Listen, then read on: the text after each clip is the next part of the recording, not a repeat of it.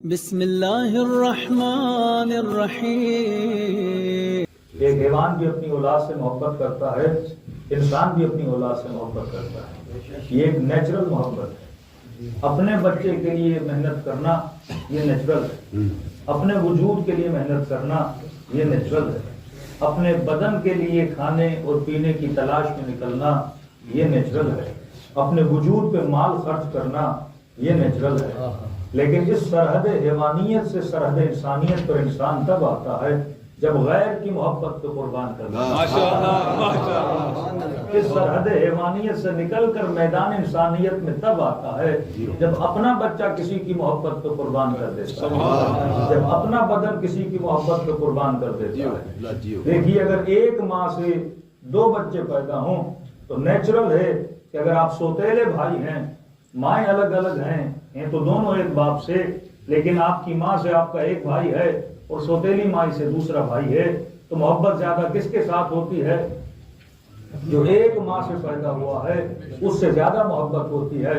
لیکن کربلا میں عباس نے اس فلسفے کو بدل کے بتایا، اس نے تینوں بھائیوں کو بٹھا کر کہا کہ تم نے اپنی جان کو حسین پہ قربان کیا اور یہ یاد دلایا کہ ہم ام البنین کے بیٹے ہیں، وہ فاطمہ کا لال ہے۔ محبت اس سرحد نیچر سے نکل کر سرحد عشق میں داخل ہوتی ہے، پھر پتہ چلتا ہے کہ انسان مقام کمال پر بیٹھا ہے۔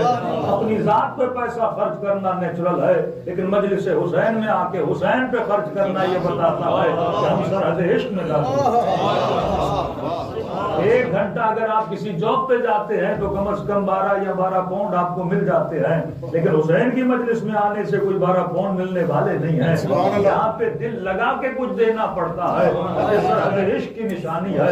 حسین ہمیں انسان بنانا سکھاتے ہیں، سرحد حیوانیت سے نکل کر سرحد انسانیت میں داخل ہو جاؤ۔ اور یہ محبت بڑی باکمال چیز ہے، یہ ہمارے بس میں نہیں ہے کس سے ہوتی ہے کس سے نہیں ہوتی۔ کئی چیزیں نیچرل ہوتی ہیں، لیکن حسین کی محبت انسان کے بس میں ہے، لیکن اس میں عطا خدا بھی شامل ہے۔ کوئی لاکھ چاہنے کے باوجود بھی حسین تک نہ جا سکا، اور اگر جس کے لیے حسین نے چاہا وہ خود بخود حسین تک پہنچ بھی گیا ہے۔ کہ جب اہل بیت کے ذکر میں آیا کرو اس میں تیرا کمال نہیں ہے، یہ سیدہ کا کمال ہے۔ ذکر میں چنتی بھی ہے اور لوگوں کو بلاتی بھی ہے۔ کسی نے محبت کے حوالے سے میرے چوتھے امام سے کہا کہ مولا، محبت تبھی ہوتی ہے جب آپ پر کوئی احسان کرے، آپ کے لیے کوئی اچھائی کرے، کسی نے کچھ کھلا دیا، کسی نے کوئی مہربانی کر دی، آپ کے تن پہ لباس نہیں تھا لباس دے دیا، تو آپ کے دل میں اس کے لیے ہمدردی بھی پیدا ہوئی اور تھوڑی محبت بھی پیدا ہو گئی۔ کہنے لگا مولا، یہ بڑا عجیب منظر ہے کہ جو بچہ شکم مادر میں آتا ہے اس نے ابھی تک ماں کے لیے کچھ کیا نہیں۔ 9 مہینہ جب ماں کی شکم میں بڑا ہوتا ہے یہ ماں کو تکلیف کے سوا کچھ بھی نہیں دیتا۔ مختلف جو ماؤں کو تکلیفیں ہوتی ہیں، وومیٹنگ ہوتی ہے، بڑے بڑے مسائل ہوتے ہیں، کہ 9 مہینہ یہ ماں بچے کو شکم میں اٹھاتی ہے اور تکلیف کے سوا اس نے ماں کو کچھ بھی نہیں دیا۔ اب یہ نہیں کہ پیدا ہو تو ماں کو خوشی دے، ایسا بھی نہیں ہے، جیسے پیدا ہوتا ہے اس سے زیادہ دگنی تکلیف دیتا ہے، اور جب تک چلنے کے قابل نہیں ہوتا پوری رات ماں کو جگاتا ہے، اپنی گندگی اپنی نجاستیں صفا کرواتا ہے۔ فرمایا لیکن مولا سمجھ نہیں آتا، جس نے شکم مادر میں ہوتے ہوئے تکلیف دی، جس نے پیدا ہوتے ہوئے تکلیف دی، جب تک چلنے کے قابل نہیں ہوا تب تک تکلیف دیتا رہا۔ مولا یہ تکلیف کے باوجود ماں اس بچے کی عاشق ہو گئی ہے۔ اس بچے نے تو کچھ ایسا نہیں کیا لیکن یہ بچے کی عاشق کیوں ہو گئی؟ امام نے فرمایا نہ بچے کا کمال ہے نہ ماں کا کمال ہے، یہ کمال اس محبت کا ہے جس خالق نے ماں کے دل کے اندر رکھی۔ اگر ہم مجلس اہل بیت میں آئے ہیں، اگر ہمارے اندر عشق خدا ہے اور عشق اہل بیت ہے، اس میں ہمارا کمال نہیں ہے، یہ اس محبت کا کمال ہے جس نے ہمارے دل کے اندر رکھی ہے۔ ایک چیز سمجھنا ضروری ہے، اگر پانی کا گلاس ہو تو مہربانی ہوگی صلوات پڑھے محمد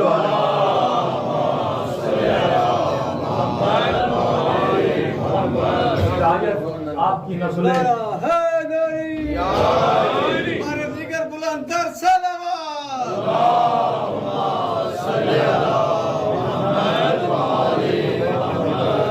شاید آپ کی نسلیں، آپ کے بچے یا آپ کی ازواج آپ سے سوال کریں کہ جناب مجلس میں کیوں لے کر آئے ہو, محفل میں کیوں لے کر آئے ہو, یہ ذکر تو ہم گھر میں بیٹھ کے ٹی وی پر بھی سن سکتے تھے. اتنا ماڈرن زمانہ, یہ چیزیں ہمیں ڈیجیٹل میڈیا سے مل جاتی ہیں, سوشل میڈیا سے دریافت ہیں. اب اتنی انرجی خرچ کر کے بندہ پیدل چل کے مجلس میں جانے سے ہمیں کیا ملتا ہے. اس کے لیے مثال دے رہا ہوں. گلاس اس لیے منگوایا تھا کہ مثال آپ کے ذہن میں ذہن نشین ہو جائے. گلاس کو کہتے ہیں عربی میں ظرف, اور اس کے اندر جو پانی ہے اسے کہتے ہیں مظروف. ایک ہوتا ہے ظرف, ایک ہوتا ہے مظروف. مظروف وہ چیز جو اس کے اندر ڈالی جاتی ہے, ظرف جو اس چیز کو حامل ہوتا ہے. اب سوال یہ ہے کہ محبتوں کا ظرف کیا ہے, ہمارے وجود میں وہ ظرف کیا ہے جس کے اندر محبتیں جاتی ہیں. مظروف وہ محبت ہے جو ظرف کے اندر جاتی ہے. فرمایا ظرف ہے فؤاد, ظرف ہے قلب, اردو میں کہیں تو ظرف ہے دل. یہ دل ظرف ہے, اور دل ایک ہی چیز کو اٹھاتا ہے, وہ محبتوں کو اٹھاتا ہے. اور جس طرح کہ پوری دنیا کعبے کا طواف کرتی ہے, کعبے کا طواف کرتی ہے, اسی طرح تمہارے وجود کی ساری انرجیاں جس کا طواف کرتی ہے وہ تمہارا قلب ہے. دل میں محبت آئی, تم نے اس محبت کا طواف کرنا شروع کر دیا. بیٹے کی محبت آئی, صبح سے شام تک اس کے لیے کمانا شروع کر دیا. بیوی کی محبت آئی, صبح سے شام تک اس کی خدمت کرنا شروع کر دی. زوجہ کے دل میں شوہر کی محبت آئی, اس نے خدمت کرنا شروع کر دی. اولاد کے دل میں ماں باپ کی محبت آئی, خدمت کرنا شروع کر دی. اور کسی نے تو یہاں تک کہہ دیا کہ مولانا نئی نئی گاڑی خریدی, اور کسی بدبخت نے چابی سے گاڑی پہ اسکریچ لگا دیا. جب اسکریچ کو دیکھا تو ایسے لگا یہ گاڑی پہ نہیں, یہ میٹل پہ نہیں, یہ میرے وجود پہ لگا ہوا ہے. جب محبت دل میں کسی چیز کی آ جاتی ہے, وہ چاہے میٹل بھی ہو اسے تکلیف ہوتی ہے, حالانکہ میٹل میں تکلیف نہیں ہے, لیکن اس کے اسکریچ کو دیکھ کر کیونکہ اس کے حسن پہ ایک ضرب لگی ہے, اس کی خوبصورتی پہ ایک ضرب لگی ہے, تو ایسا محسوس ہوتا ہے کہ یہ ضرب میرے وجود پہ لگی ہے, اس پہ نہیں لگی ہے. یہ محبتیں ہیں جو انسان کو خوش کرتی ہیں, یہ محبتیں ہیں جو انسان کو غمگین کرتی ہیں. یہاں بیٹا پیدا ہوا, بیٹے کی محبت آئی, اب بیٹے کی محبت آئی تو اس کے چھن جانے کا ڈر بھی ساتھ میں آ گیا. جب محبت آ جاتی ہے تو اس کے جانے کا ڈر بھی وجود میں آ جاتا ہے.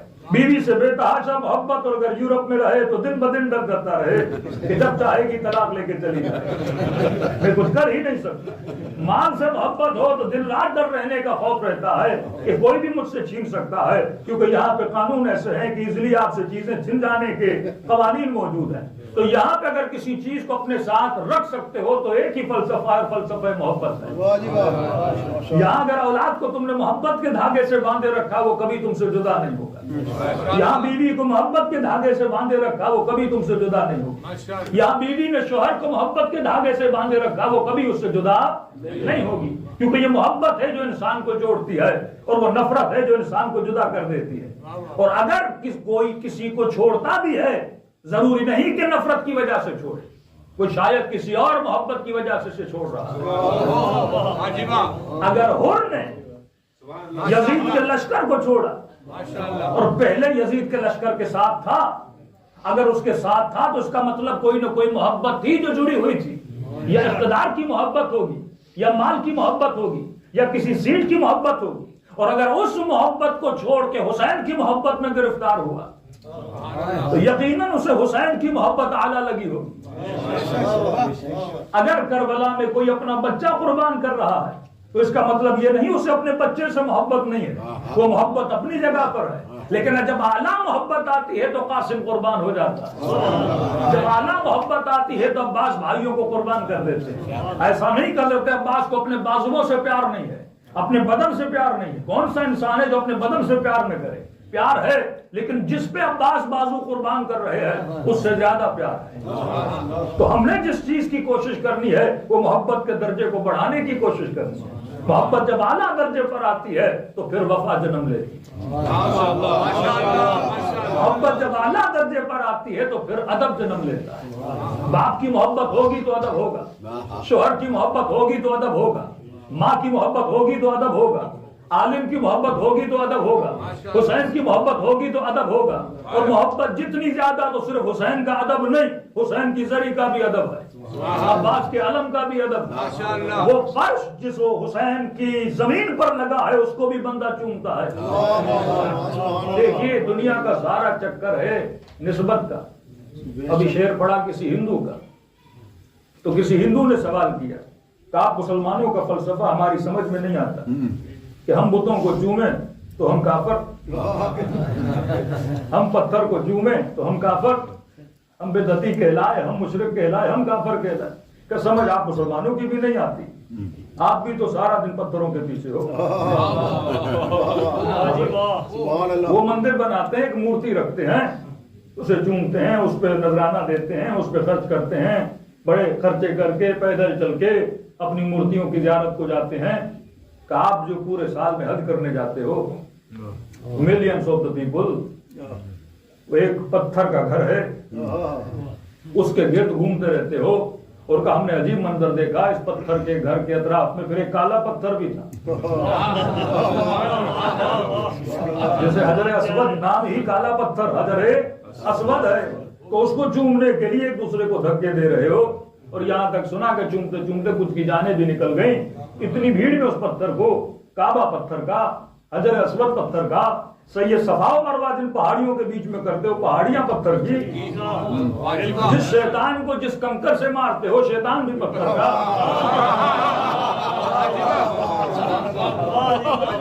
کنکریاں بھی پتھر کی، جس گھر کو خدا کا گھر مانتے ہو وہ پتھر کا، شیطان پتھر کا، سید صفا و مروہ پتھر کے درمیان، نبی کا جب غار دیکھنے جاتے ہو وہ پتھر کا، کہ تمہارے ہونٹ پتھر سے ہٹتے ہی نہیں، طواف پتھر کا، واپس آؤ تو پتھر کا، اور کا پھر شیعوں کو دیکھا تو اور وہیں پہ عجیب منظر نظر آیا۔ ملینز آف دا پیپل جا رہے ہیں کس کی طرف؟ زری حسین کی طرف، کہ وہاں پتھر تھا یہاں چاندی تھی۔ یہ بھی تو ایک پتھر کا قسم ہے، کوئی چاندی کو چوم رہا ہے، کوئی دروازوں کو چوم رہا ہے، کوئی گنبد حسین کو دیکھ کے دعائیں کر رہا ہے، کہ کسی نہ کسی طرح تم بھی تو پتھروں میں پھنسے ہوئے ہو، ہم بھی پتھر کے بنے ہوئے پتھروں کو چوم رہے ہیں۔ کہ پھر دیکھا مسجدوں میں آئے تو سجدگاہوں پہ سجدہ، پھر پتھر پہ سجدہ، پھر اسی سجدگاہ کو چوم رہے ہو، کہیں تو سارے کے سارے پتھر کے پیچھے، تو میں کافر کیسے اور تو مسلم کیسے؟ مجھے بڑی آسانی سے کافر بنا دیا اور سارے کام خود کرتے رہے، لیکن کہا کہ میں مسلمان ہوں، کہ اگر میرے دل میں پتھر کی محبت ہے تو تیرے دل میں بھی تو پتھر کی محبت ہے، کعبہ بھی تو پتھر کا ہے، سید صفا و مروہ بھی تو پتھر کا ہے، قبر حسین بھی تو پتھر کی ہے۔ میں نے کہا مسئلہ پتھر کا نہیں ہے، مسئلہ نسبت پتھر کا ہے۔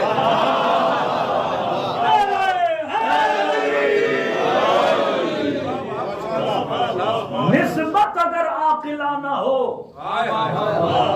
تو طواف جائز ہو جاتا، نسبت اگر غیر عاقلانہ ہو، تم نے جس کا پتھر بنایا ہے وہ کوئی رام ہے، تم نے جس کا پتھر بنایا ہے اس کا وجود حقیقی نہیں ہے، لیکن ہم جس کی عبادت کر رہے ہیں ہم پتھر کی عبادت پتھر کی وجہ سے نہیں کر رہے، جو خالق پتھر ہے اس کی محبت میں طواف کرنے آتے ہیں، ورنہ یہی چاندی، یہی سونا، یہی ڈائمنڈ تو انہی بازاروں میں مل جاتے ہیں، انہیں تو کوئی چومتا نہیں ہے۔ ہم کربلا کی زری کو کیوں چومتے ہیں؟ کیونکہ زری کی نسبت حسین سے پائی جاتی ہے۔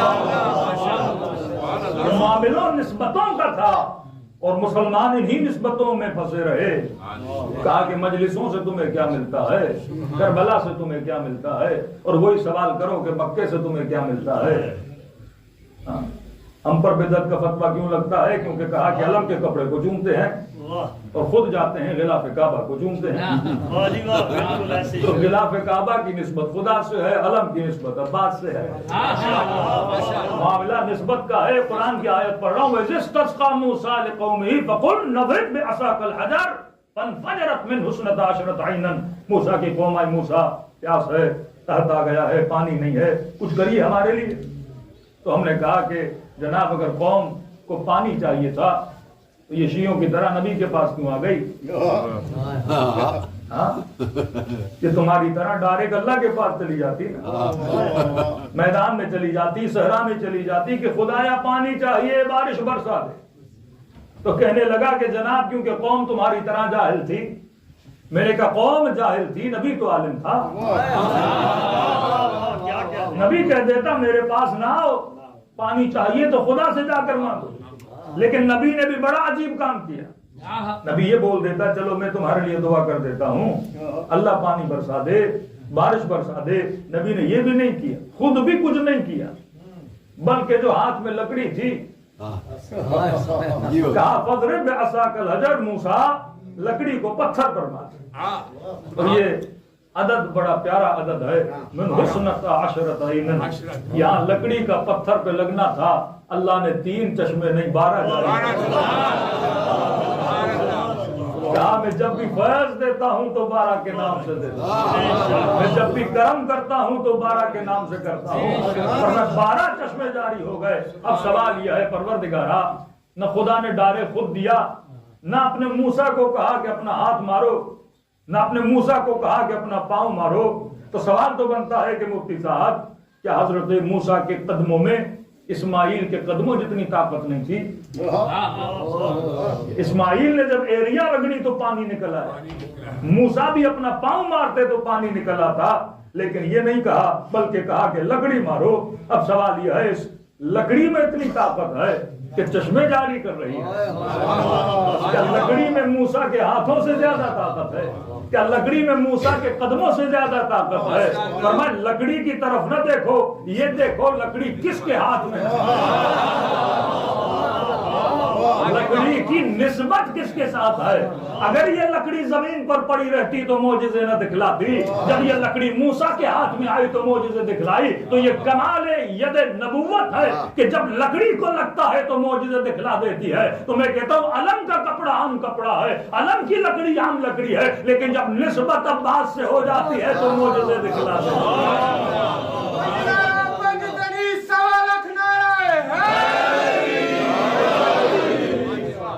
اعجاز الہی جو ہوتا ہے یہ نسبتوں کی وجہ سے ہے۔ ابھی میں 4-5 دن لندن میں پروگرامز تھے بستان زہرا میں، تو ایک مومن ملا، کیونکہ کچھ معجزے تو ایسے ہیں جو تاریخ کے معجزے ہیں جو ہم نے دیکھے نہیں، ہم نے صرف سنے ہیں، لیکن کچھ معجزے ایسے ہیں جو حاضر حی و حاضر بندے موجود ہیں جن سے آپ مل سکتے ہیں کہ میڈیکل میں ایک میریکل ہے ایسے لوگوں کا ٹھیک ہو جانا کہ جن کو ڈاکٹرز نے جواب دے دیا ہے لیکن در عباس سے ان کو جواب نہیں دیا، وہاں سے حاجت روائی ہو جاتی ہے۔ کہتے ہیں مولانا اسی طرح کام کرتے کرتے میں نے کوئی چیز زمین سے اٹھانا چاہی، میں جھکا، اس جھکنے کے نتیجے میں میری کمر میں چک پڑ گئی، اور جب اسکین کروایا تو L4 یا L3 یا L5 کے بیچ میں ڈاکٹرز نے کہا کہ آپ کی ہڈیوں کے درمیان فاصلہ آ گیا ہے، خشک ہو گئی ہیں، ابھی ناممکن ہے کہ آپ کی کمر کبھی سیدھی ہو۔ کہتے ہیں 3 سال تک میں حالت رکوع میں رہا، اسی حالت میں کھانا، اسی حالت میں پینا، اور اگر بستر پہ کروٹ بدلنی ہوتی تھی تو میں کئی گھنٹے سوچتا تھا کہ کروٹ بدلوں یا نہ بدلوں، کیونکہ اس کے نتیجے میں جو مجھے تکلیف ہوتی تھی اتنا میں چیختا تھا کہ ہم سائے ایمبولنس کو فون کرتے تھے اور میں ٹریٹمنٹ کے لیے جانا پڑتا تھا۔